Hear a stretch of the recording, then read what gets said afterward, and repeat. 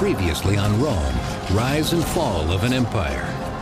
Faced with barbarians at his doorstep, usurpers on the frontiers, and rebellious subjects in Rome itself, the 3rd century Emperor Aurelian turns to the soldier's own god for help and manages to restore and unite the broken empire. But before his work can take root, he is assassinated, leaving the empire at risk once again. Now, in the troubled days of the late Roman Empire, many rulers vie for power.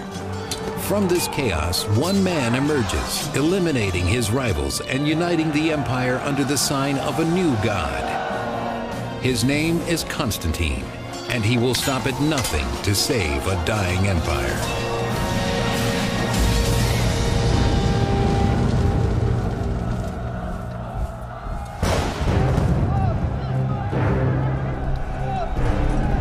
Third-century Rome is racked by internal strife and barbarian invasions. But by 295 AD, a powerful new emperor has emerged as the empire's savior. His name is Diocletian. What Diocletian has chosen to do addresses a number of the concerns and a number of the challenges the empire faced in the 3rd century. One element that Diocletian brings in is a redefinition of the way frontiers were to be defended. Emperor Diocletian creates a mobile imperial army, always available to send reinforcements to the vulnerable frontier. One of his most capable imperial soldiers is Constantine, only 17 years old.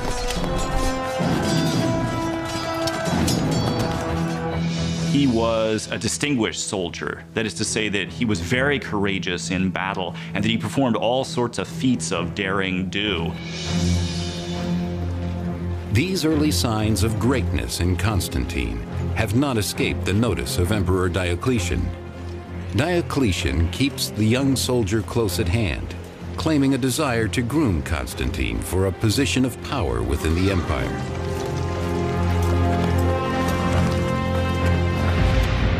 Diocletian's other major reform is to divide the empire between 4 co-emperors, one each in Illyricum and Italy, while Constantine's father rules from Gaul. Diocletian himself governs from Nicomedia in Asia Minor. But Diocletian knows how easily his chosen co-emperors could turn on him. To prevent this, he keeps their sons, including Constantine, in his court, where they are trained as master soldiers under his watchful eye. Constantine was sent off to the court of Diocletian to obtain the proper education for a member of the upper class, a literary education, philosophical education. He learned Greek, which he wouldn't have known, but most important, he had a military education. But Constantine's life in court is anything but comfortable, for as a father figure and an emperor, Diocletian rules with an iron fist. He begins to rule increasingly by issuing a whole series of extremely heavily moralizing edicts, telling people what to do, telling them how to be better citizens, and so forth.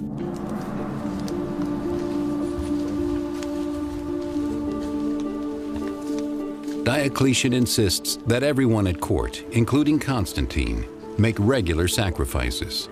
For above all, Diocletian believes unity in the empire comes from appeasing Rome's pagan gods.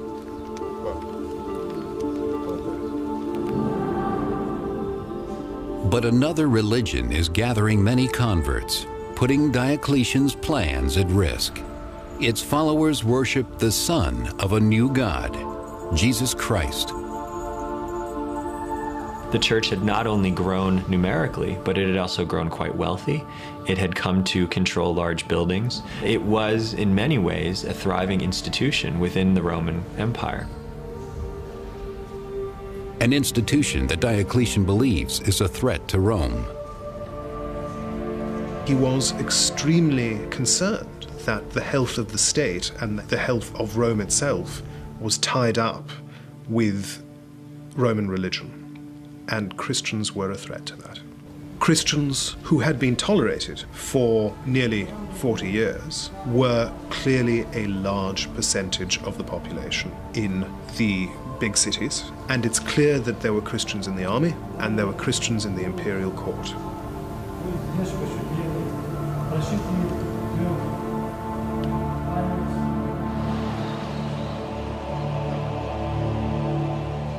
Diocletian begins in his own imperial army, where he requires that all soldiers make sacrifices to the gods of Rome, though many Christians refuse.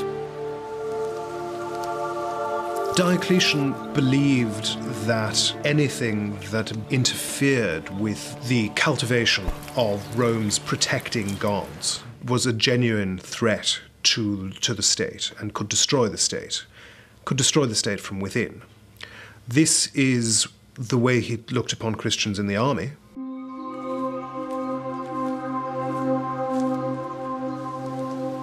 Punishment for rejecting the emperor's edict is death, a brutality that Constantine, as a soldier in Diocletian's army, is forced to witness. Constantine grows troubled by the fear and discord born of Diocletian's reforms. It is a discord that will soon spread beyond the army.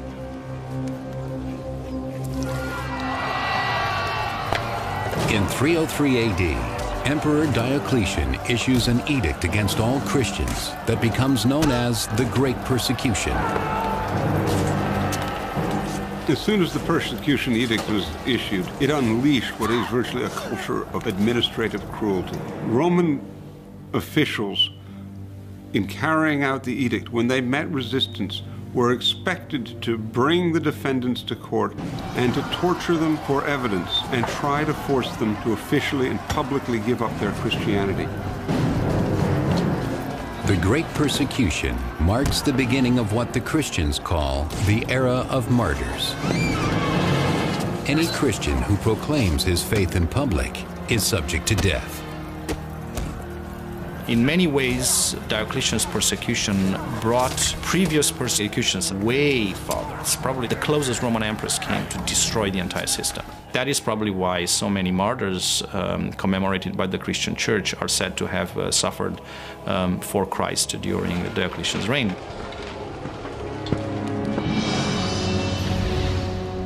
Despite his reservations about the persecutions, Constantine must stay on good terms with the man who will likely determine his future. But when Diocletian unexpectedly falls ill and is forced to retire, Constantine is surprised to find himself shut out of the succession plan. Diocletian, it seems, understood that Constantine represented something of a threat. Constantine had campaigned with Diocletian and had done a reasonably good job during these campaigns. We're told that later in his life, Diocletian actually had imprisoned Constantine in his court to prevent Constantine from going to his father's court and establishing a relationship with his father's army. But now, with nothing left to keep him in the east, Constantine resolves to grab hold of his destiny and finally escape Diocletian's grasp. Constantine travels from Nicomedia to Boulogne, Gaul, to meet his father, who now rules Spain, Gaul, and Britain. Constantine's father, Emperor Constantius, is by now old, unwell, and troubled by the extended absence of a son he longs for. But in 305 AD, Constantine is finally united with his father, a man more like him in nature than Diocletian ever was. Constantius, as far as we can tell in the West, was a good deal more relaxed in his approach to government, and he certainly found that it was quite possible to ignore some of the things that Diocletian told him to do.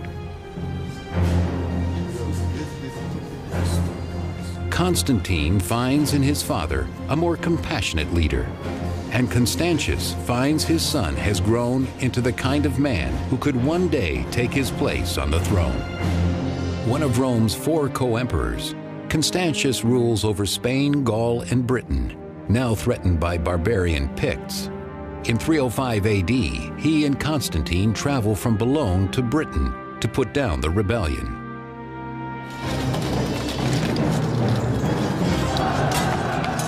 The Picts are a ferocious tribe in present-day Scotland that has long plagued Roman Britain. In battle, these bloodthirsty barbarians present a serious challenge for Constantine and his father. These barbarian neighbors in the 4th century are much better organized than they had been in previous generations. The Roman armies faced far more difficult campaigns in Europe than they previously had. To make matters worse, Emperor Constantius's health is in serious decline. The ailing emperor, he clearly was sick by the time he had come with his son to face the danger of the Picti, had gone on to this campaign. Is yet another indication of how serious the threat was.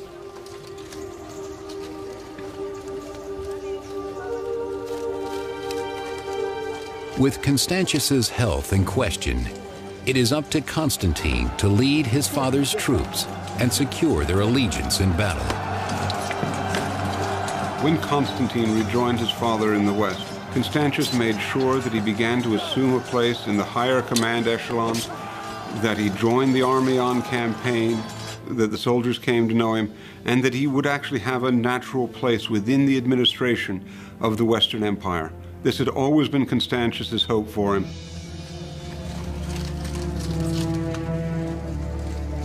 With his military prowess, Constantine wins the loyalty of the army.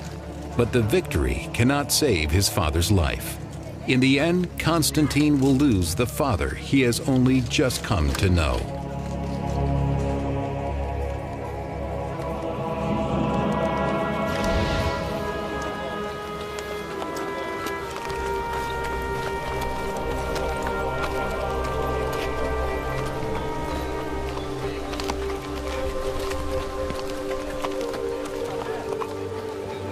When his father died, the army thought enough of Constantine that they immediately acclaimed him emperor. In a way, this is a natural occurrence. It was an army that knew Constantine's father, respected Constantine's father, and now knew the son as well. They understood, in a sense, what they were getting with Constantine.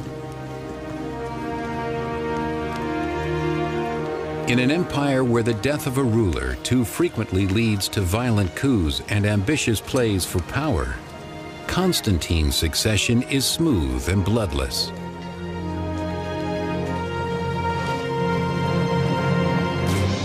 But when barbarian Franks attack Gaul in 306 AD, Constantine faces his first challenge as emperor. He heads south from Britain to meet them in battle.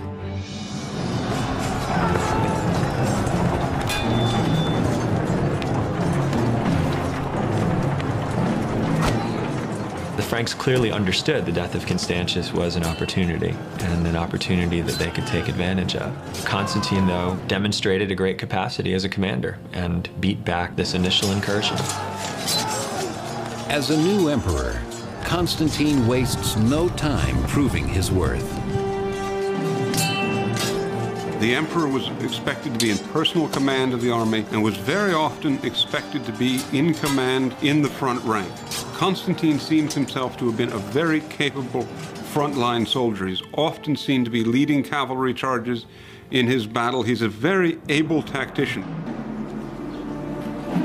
He is also wise and knows that to establish his power, he must win the trust of the populace as well. The captured Frankish leaders provide the perfect opportunity to do just that.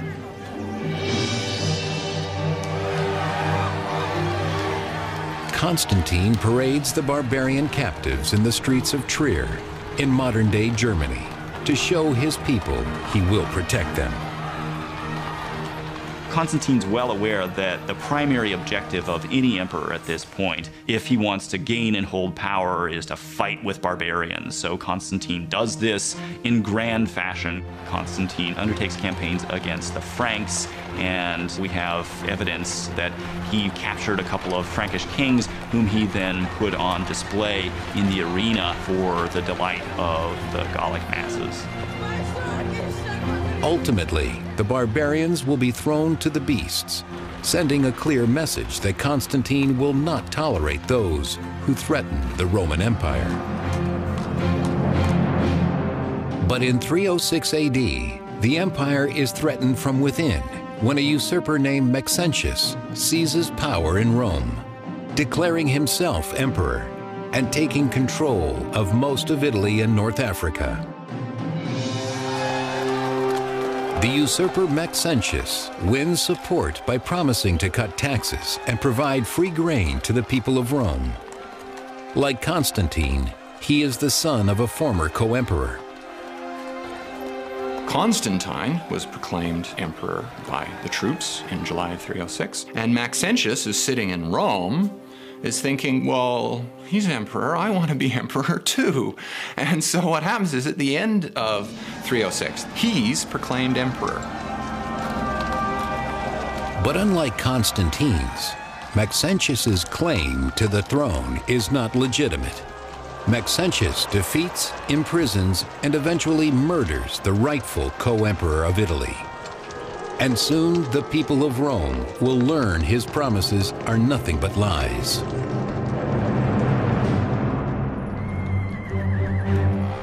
In 311 AD, the Romans revolt when the free grain and tax cuts are only offered to the wealthy. Ordinary citizens must steal what they can to survive. Maxentius is not a popular leader. He was a particularly ruthless leader. He put down revolts very bloodily. There were rumors going around that he was seducing senators' daughters. There were problems with grain supply. He was taxing people, which they'd never been taxed before in Italy. The desperate uprising of Rome's oppressed masses offers an unexpected opportunity for Constantine.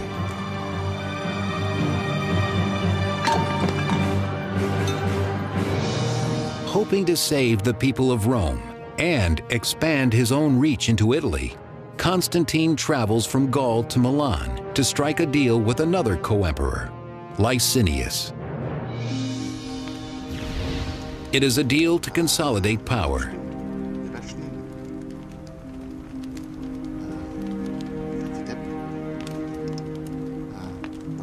To seal their alliance, Licinius is betrothed to Constantine's sister.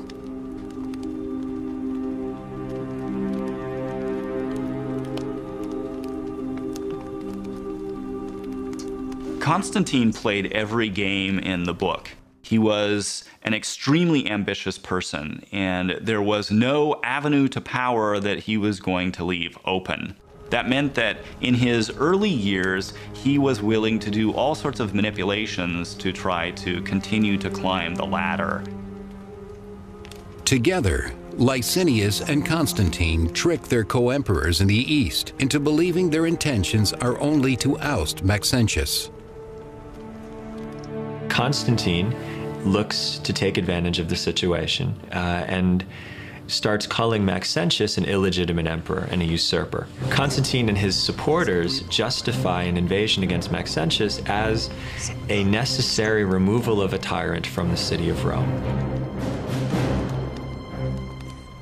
But once Rome is secure, Constantine and Licinius will set their sights on seizing control of the entire empire. While Licinius is occupied with defending the empire's northern border from barbarian invaders, Constantine marches on Rome, laying siege to the imperial city where Maxentius hides.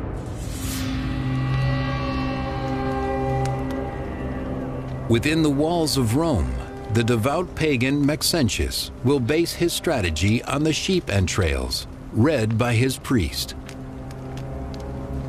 When it came time to fight a battle, Maxentius was interested in having some sort of divine protection. And he followed the procedures that any good Roman emperor would have followed in order to seek that protection. But desperate to determine if he should wait Constantine out or face him in battle, Maxentius also seeks guidance from the words of the Sibylline prophecies. One of the sources that Maxentius turned to were the Sibylline oracles. These were books of prophecies that were kept by Roman priestly colleges, and these priests would then investigate certain questions and pull out an oracle. This is an oracle in which he's told that an enemy of Rome will die today. For this reason, it seems Maxentius changes his plan and makes a decision that he won't wait Constantine out. He'll go out and meet Constantine in battle. Assuming that Constantine is the enemy of Rome referred to by the oracle, Maxentius prepares his army for war.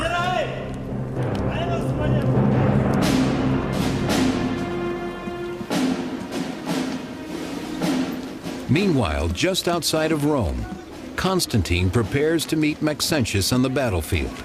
Knowing his troops will be severely outnumbered, Constantine grows uneasy.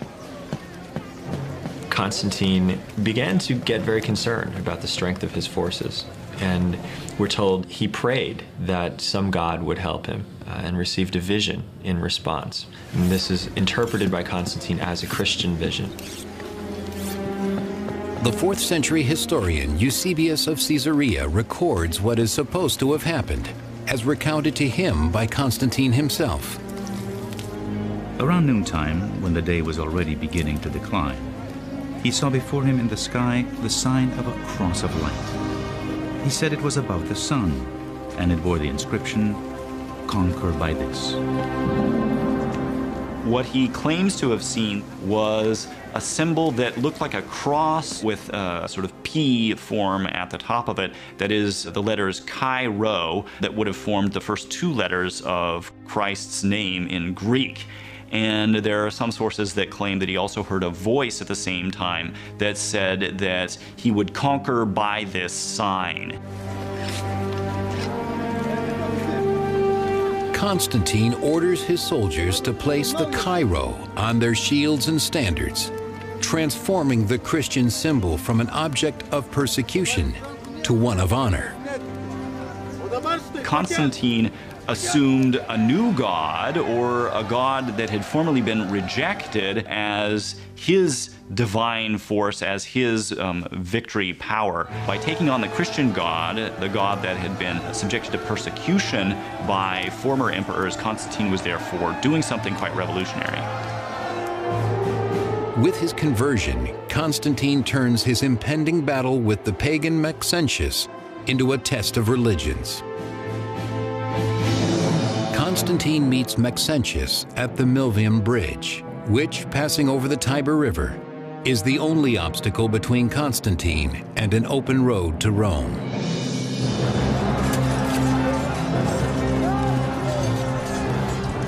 Though grossly outnumbered by Maxentius, Constantine and his army, now marked by the Christian Chi Rho, ride into battle with courage. The Battle of Milvian Bridge is a significant battle. The forces are arrayed against each other, and despite a numerical advantage, Maxentius's forces are pushed back by Constantine towards the river.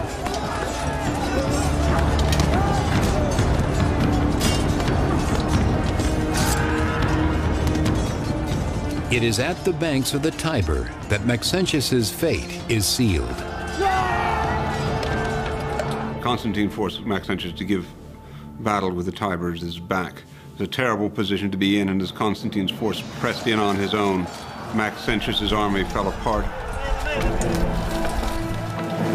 With no other options, the usurper Maxentius flees with his army, attempting to swim across the Tiber River to Rome.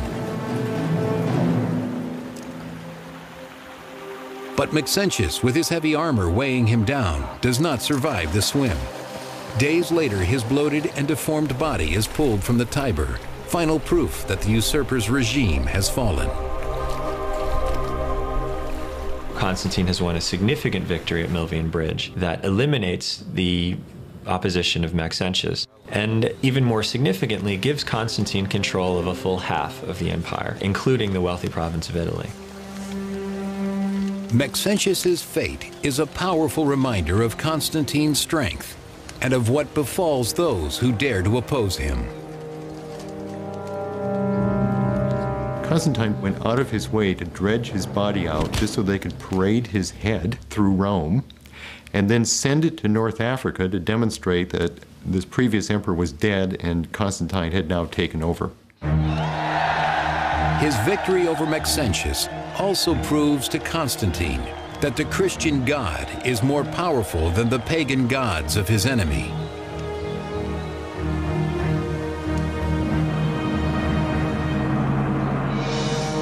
With the defeat of Maxentius, all of the Western Empire belongs to Constantine. As agreed, he leaves the east for Licinius to take.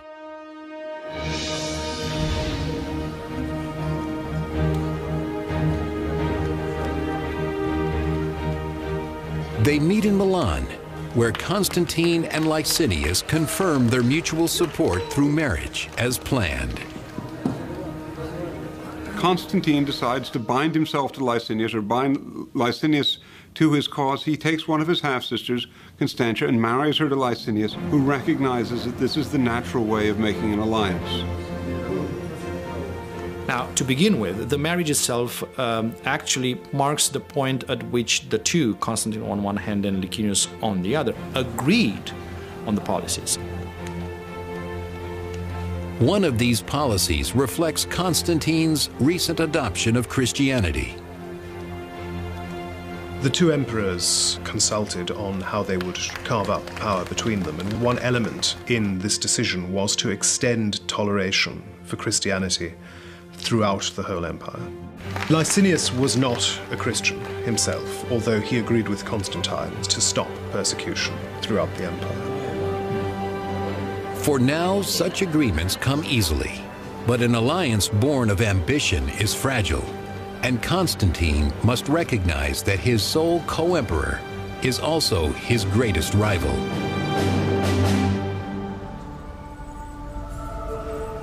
For the first time in 10 years, Christians throughout the empire are able to worship freely, and for the first time ever, their faith is shared by the emperor. Constantine had converted to Christianity. He had embraced quite seriously the task of defending the Christian church. His family, including his son and heir, Crispus, converts as well. Constantine not only extended toleration to the Christian church, but in the territory he controlled, he favored Christians very thoroughly. In 313 AD, Constantine and Licinius jointly issue the Edict of Milan, recorded by the 4th century author Lactantius. We grant both to Christians and to everyone freedom to follow whatever religion they want to. So whatever divinity there is in heaven may be appeased and made favorable to us and to all who are set under our power.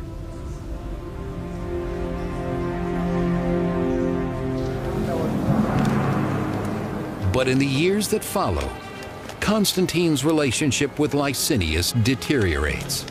As Licinius battles his way to dominance in the east, his hunger for power grows.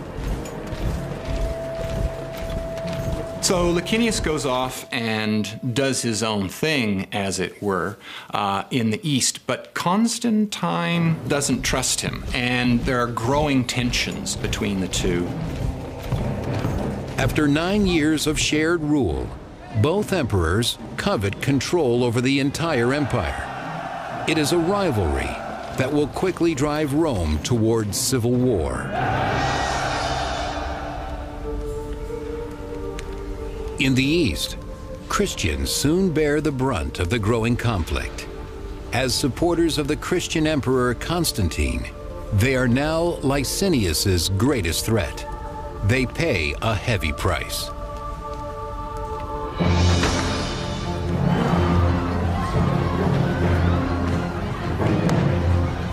Ultimately, one of the responses was a renewal of persecution. And the reason for that, of course, was very simple. Constantine was known to be a defender of Christians, and Christian subjects of Licinius could look like a fifth column, could look like enemies in Licinius's own territories. So he chooses to persecute them.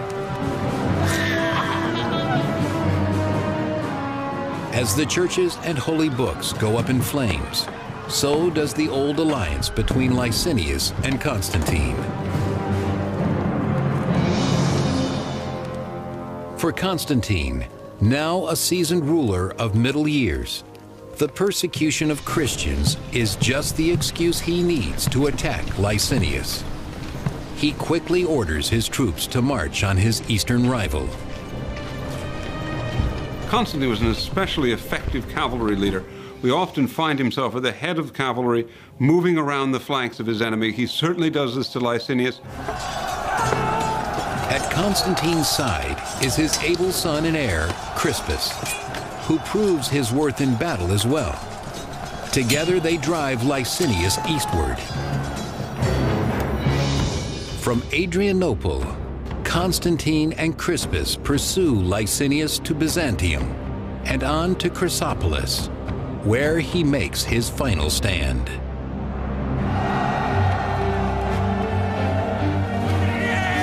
There, in 324 AD, with the entire empire at stake, Constantine and Crispus face Licinius side by side. Crispus inherited his father's ability on the battlefield. Crispus was another military genius. Without Crispus's help, the success against Licinius may never have happened. Constantine and Crispus annihilate Licinius's army, fighting once more under the banner of the Christian God. The Battle of Chrysopolis was really over before it began. Constantine was able to bring his own troops into the territory of Licinius without any kind of effective resistance. His own army had been victorious now easily in several battles. Licinius's own confidence seems to have been minimal. And in the final battle, their victory wins Constantine's sole rulership of the entire empire. Eusebius, Bishop of Caesarea. The eastern regions were united with those of the west, and the whole body of the Roman Empire was graced by a single and supreme ruler. Imprisoned in Nicomedia, Licinius will face a brutal punishment. The only witness is his beloved wife, the sister of Constantine. His relationship with Licinius is interesting. Licinius is technically, remember, his brother-in-law. Licinius's wife pleads for mercy for her husband. For a while, Constantine seems to grant that sort of clemency. They share a meal. Licinius is sent into exile. Then he's executed. Despite his wife's pleas, Licinius's execution is swift and bloody, making clear that Constantine shows no mercy, even to members of his family.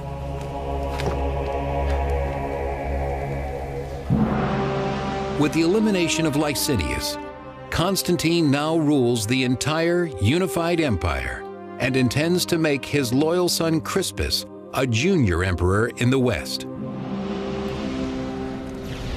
As co-emperor, Crispus shares in his father's plans for a new Christian capital in the East, to be located at Byzantium. After Constantine conquered the entire empire, he wanted to create a brand new city in his own name. And he did, Constantinople. He chose a strategic location halfway between the most important frontiers, and he deliberately chose to create a new city that would have no association with his pagan predecessors. It was a city that had no rival traditions. It was a Christian city. But even as his greatest dreams come to fruition, trouble brews among those closest to Constantine's heart: his wife Fausta and son Crispus. Crispus was the son of Constantine's first wife. His last three sons were the sons of his second wife, Fausta. And there can't help but have been some kind of tension between the two groups, especially on Fausta's side, because she would clearly want her sons to get what's coming to them, but of course Crispus is in the way. Jealous that Crispus has been granted power in the West, Fausta is determined to secure even greater power for her sons, no matter what the cost. But Constantine's unity is soon threatened as riots break out over religious differences within the Christian Church.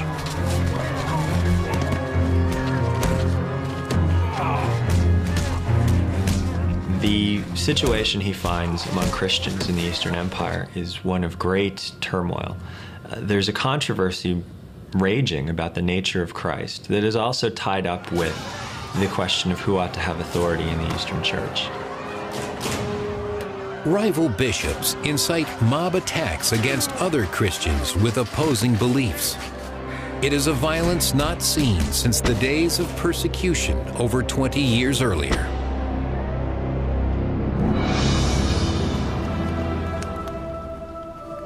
Desperate for a resolution, Constantine demands the church officials put an end to the bloody controversy. So he calls together a council of over 300 bishops and has them meet at a city called Nicaea. He charges them with arriving at a single definition of what Christians believe.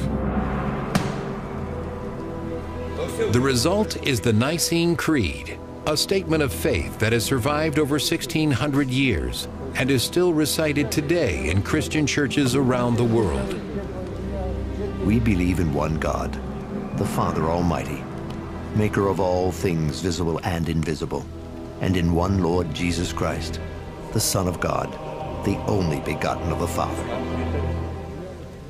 But it's a definition of Christian belief that not everyone can agree with. And this stores up a great deal of trouble for the future, because it means that rival Christians, rival Christian beliefs, are constantly jockeying for imperial favor throughout the rest of the century.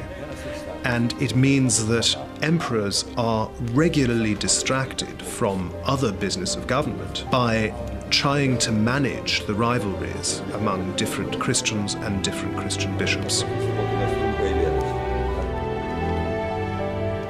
Perhaps it is this distraction that blinds Constantine to a rivalry much closer to his heart. In 326 AD, Constantine's wife Fausta attacks the integrity of his son, Crispus. Crispus was Constantine's eldest son from an early marriage, and he did not have the same mother as his half-brothers had. And it's quite clear that he was in rivalry, strong rivalry, with his three younger half-brothers. As part of an elaborate plot, Fausta delivers shocking news, claiming that Crispus has tried to seduce her. Things don't go very well for Crispus at all. Fausta was eager to get Crispus out of the way, so her legitimate sons could succeed without threat from Crispus. Constantine, unable to see that it is his wife, not his son, who has betrayed him, orders Crispus to be prepared for execution.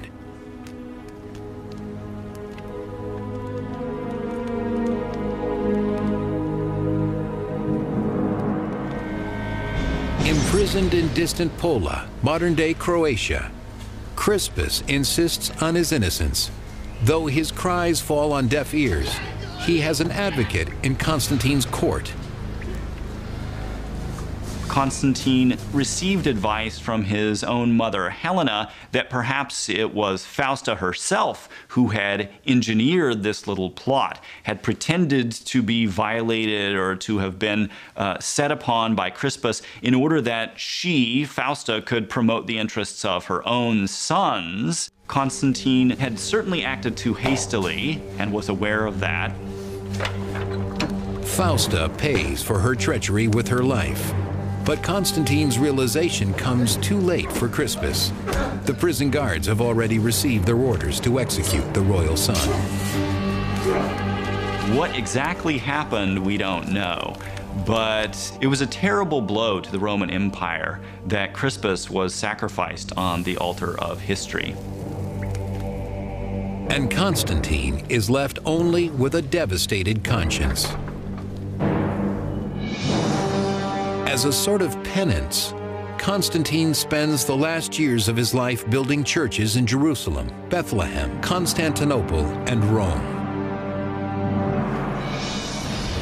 Among the most magnificent of these churches is one built on the site thought to be St. Peter's tomb in Rome, a place of pilgrimage for Christians to this day. It is for his churches that Constantine is better known. That in itself is an indication both of his pro-Christian policies and of the attachment to the Christian faith. Refusing to abandon this faith, despite its ongoing disputes, Constantine directs the construction of the glorious Basilica of St. Peter himself.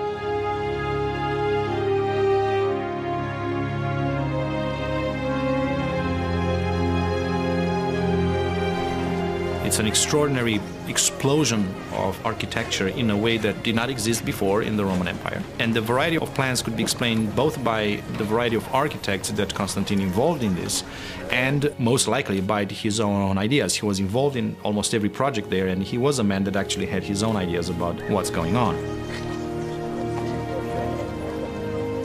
Constantine can only hope that this devotion at the end of his life will erase a multitude of sins.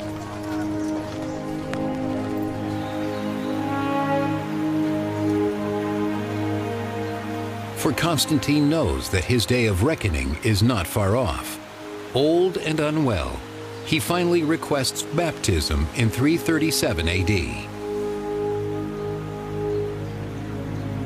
It would make sense for Constantine to delay his baptism because emperors had a dangerous and dirty job. And sometimes they had to do difficult and sinful things as a consequence of their job.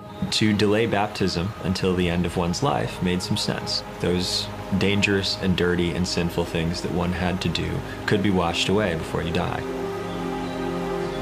Haunted by these sins, Constantine wants nothing more than to die with a clean conscience, purified by the waters of baptism.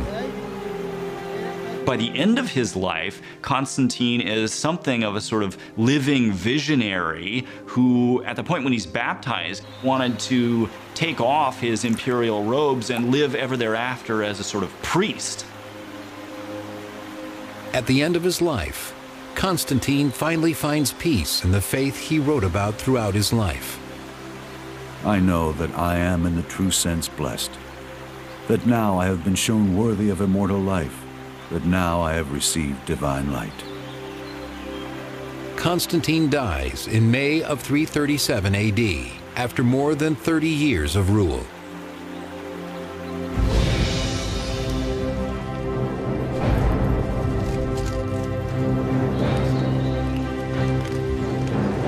Constantine was tremendously successful as an emperor, tremendously successful as a military leader. This was a man who clawed his way into power using raw ambition, and at every turn he used that same ambition in order to win the day.